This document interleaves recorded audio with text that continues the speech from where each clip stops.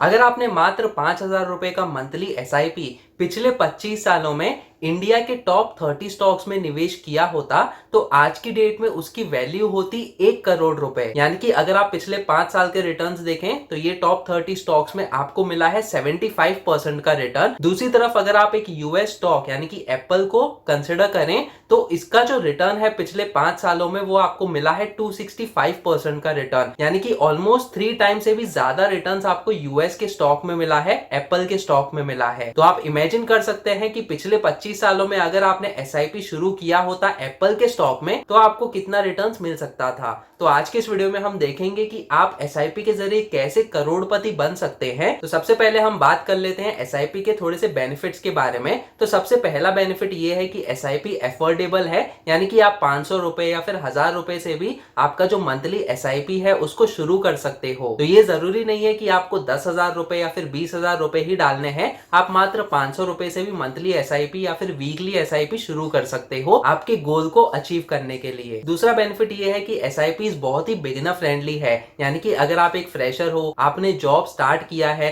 तो आप बहुत ही आसानी से एसआईपी को शुरू कर सकते हो। ऑटोमेटिकली हर महीने आपके बैंक अकाउंट से जो भी एसआईपी का अमाउंट है उतना अमाउंट डिडक्ट होगा और किसी स्टॉक में या फिर म्यूचुअल फंड में आपके जो यूनिट्स है वो बाय हो जाएंगे ऑटोमेटिकली। तीसरा बेनिफिट और बहुत ही इंपॉर्टेंट बेनिफिट ये है कि आपको मार्केट वोलेटिलिटी यानी कि मार्केट के उतार चढ़ाव का जो बेनिफिट है वो आपको मिलता है। यानी कि जब मार्केट ऊपर जाता है तो जो यूनिट्स आपको मिलेंगे वो थोड़े से कम मिलेंगे, हायर प्राइस पे मिलेंगे, लेकिन जब मार्केट नीचे आता है, जब दाम नीचे आते हैं तो आपको ज्यादा यूनिट्स मिलते हैं। और दोस्तों इसी प्रकार से आपका जो रिटर्न्स है लंबे समय के लिए आपको ज्यादा रिटर्न्स मिल सकता है। एक बहुत ही इंपॉर्टेंट चीज जब आप किसी स्टॉक में या फिर म्यूचुअल फंड में निवेश करते हो कि आप मार्केट को टाइम नहीं कर सकते, और एसआईपी आपको यही एडवांटेज देता है कि आपको मार्केट को टाइम करने की जरूरत नहीं पड़ती, बस आपको मार्केट को टाइम देने की जरूरत पड़ती है। तो चलिए अब हम देखते हैं कैलकुलेशंस के जरिए कि किस तरीके से टॉप 30 कंपनी जो कि इंडिया में है इसमें आपको कैसे रिटर्न्स मिला है, और इसका कंपैरिजन हम करते हैं एप्पल के स्टॉक के साथ जो कि यूएस का स्टॉक है। तो पिछले 25 सालों में अगर आपने top 30 companies Bombay stock exchange यानी कि सेंसेक्स इंडेक्स में निवेश किया होता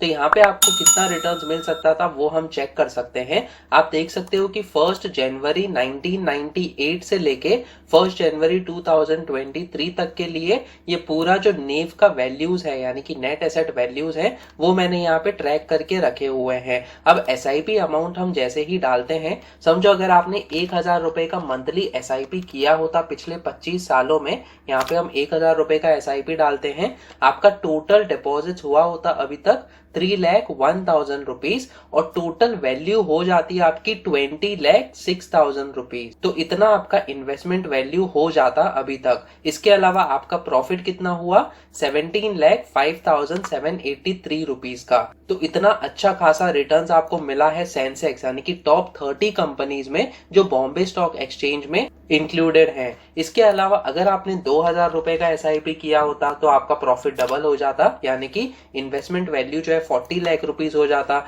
और इसी प्रकार से अगर आपने 5,000 रुपीज कंसिस्टेंटली इन्वेस्ट किया होता तो आपका 1 करोड़ का इन्वेस्टमेंट वैल्यू हो जाता। तो बहुत ही अच्छा खासा रिटर्न्स आपको मिला है सेंसेक्स में पिछले 25 सालों में। अब इससे भी बहुत ही अच्छी चीज कि सेंसेक्स के अलावा और भी किसी अच्छे स्टॉक में या फिर म्यूचुअल फंड में आपको अच्छा खासा रिटर्न्स मिला है। जी हाँ दोस्तों, यहाँ पे अगर हम गूगल करके देखें कि एप्पल के जो शेयर प्राइस है उसका कंपैरिजन अगर हम करें यहाँ पे बॉम्बे स्टॉक एक्सचेंज को लेकर जो कि सेंसेक्स है, टॉप 30 कंपनीज है इंडिया में, तो आप देख सकते हो पिछले 5 सालों में सेंसेक्स का जो रिटर्न है 75.12% का है, वही यहाँ पे एप्पल ने जो रिटर्न्स दिए हैं वो है 265.73% का। तो ऑलमोस्ट आपको 3 टाइम से भी ज्यादा रिटर्न्स मिला है एप्पल के स्टॉक में पिछले 5 सालों में। इसके अलावा जैसे कि आप देख सकते हो ये जो ब्लू लाइन है ये एप्पल स्टॉक की है और फिर ये रेड लाइन है जो नीचे की है वो सेंसेक्स को रिप्रेजेंट कर रहा है। अब अगर यहाँ पे आप मैक्स पे क्लिक करते हो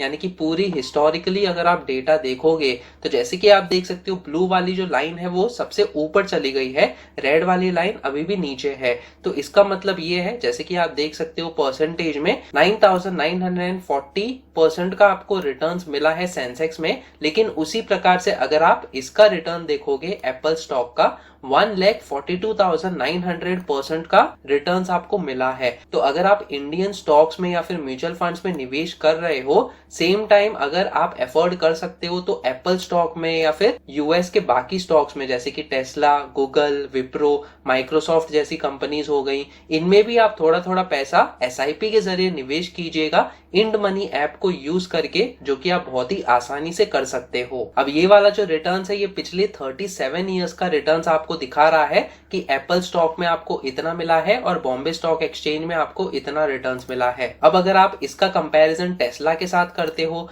यहाँ पे हम टेस्ला का जो स्टॉक है उसको सर्च करते हैं, तो अगर आप देख सकते हो पिछले 5 सालों में टेस्ला ने ज्यादा रिटर्न्स दिए हैं 705% का पिछले 5 साल में, कंपेयर टू जो एप्पल का रिटर्न्स है जो कि है 265% का। इसके अलावा अगर हम मैक्स देखें तो जैसे कि आप देख सकते हो यहाँ पे पिछले 13 साल में टेस्ला का जो स्टॉक है उसमें और ज्यादा ही रिटर्न्स मिला है आपको, ऑलमोस्ट 14,267% का रिटर्न मिला है कंपेयर टू 1,442% का जो आपको एप्पल के स्टॉक में मिला है। तो एप्पल तो वैसे ही सेंसेक्स को बीट कर रहा था, अब यहाँ पे टेस्ला ने एप्पल को ही बीट कर दिया जहां तक रिटर्न्स का मामला है। तो आप खुद कैलकुलेट करके चेक कर सकते हो कि आपके एसआईपी पे आपको कितना रिटर्न्स मिल सकता है अगर आप आज से शुरू करते हो इन स्टॉक्स में निवेश करना। अब अगर आपको फ्यूचर में एसआईपी के रिटर्न्स कैसे आपको मिल सकते हैं, कितने मिल सकते हैं वो जानना है, तो आप एसआईपी कैलकुलेटर यूज कर सकते हो मेरी वेबसाइट पे। तो आपको गूगल पे आना है और सर्च करना है फिनकेल्सी ब्लॉग। फिनकेल्सी ब्लॉग सर्च करने के बाद आपको सबसे पहला लिंक दिखेगा finkelsey-blog.in, जो कि मेरी वेबसाइट है। तो आपको यहाँ पे क्लिक करना है। इसके बाद ये वाला होम पेज ओपन हो जाएगा। यहाँ पे मैंने कैलकुलेटर्स का सेक्शन दिया है, तो हम इस सेक्शन में आएंगे और फिर इसके बाद ये वाला कैलकुलेटर्स का पेज ओपन हो जाएगा जहाँ पे कई सारे कैलकुलेटर्स मैंने आपके लिए बनाए हैं।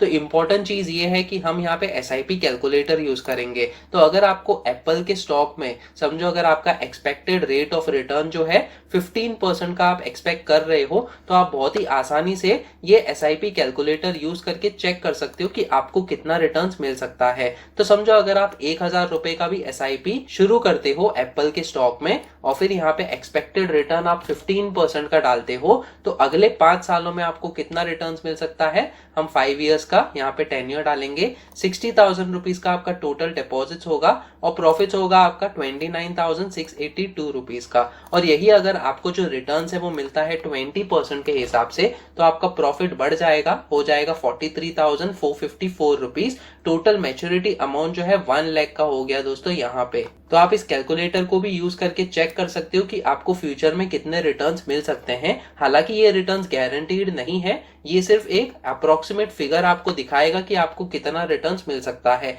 एक्चुअल में या तो आपको इससे कम प्रॉफिट मिल सकता है या फिर ज्यादा भी मिल सकता है लंबे समय के लिए। लेकिन अगर आप निवेश करते हो तो आपको बहुत ही अच्छा खासा रिटर्न्स मिल सकता है, जैसे कि हमने इस कंपैरिजन में देखा है जहां तक यूएस स्टॉक्स का सवाल है। तो जैसे कि हमने कंपैरिजन देखा, बहुत ही अच्छा खासा रिटर्न्स आपको मिला है। एसआईपी के जरिए भी आपको बहुत ही अच्छे खासे रिटर्न्स मिले हैं और एट द सेम टाइम आपका जो रिस्क है वो भी बहुत ही कम है। अब दोस्तों बहुत ही इंपॉर्टेंट चीज, जब आप निवेश करते हो तो एसआईपी के जरिए ही निवेश कीजिए। पूरा इकट्ठा पैसा आप इसमें न डालिए। किसी भी स्टॉक में अगर आप इकट्ठा पैसा डालते हो, ये आपका खुद का रिस्क होगा, क्योंकि दोस्तों इसके लिए आपको लंबा समय देना होगा। आप ये भी एक्सपेक्ट मत कीजिए कि आपको शॉर्ट टर्म में अच्छे खासे रिटर्न्स मिलेंगे इन रिटर्न्स को देखने के बाद। अगर आप सोचो कि 1 साल या फिर 2 साल में आपको बहुत ही अच्छा खासा रिटर्न्स मिले, तो दोस्तों यहाँ पे आप गलत हो सकते हो। आपका जो प्रिंसिपल अमाउंट है वो नेगेटिव में भी जा सकता है। तो कम से कम आपको 5 साल या फिर 7 साल देने ही होंगे जब भी आप किसी स्टॉक में या फिर म्यूचुअल फंड में निवेश करते हो। तो दोस्तों आशा करता हूँ कि आज का वीडियो आपको पसंद आया होगा।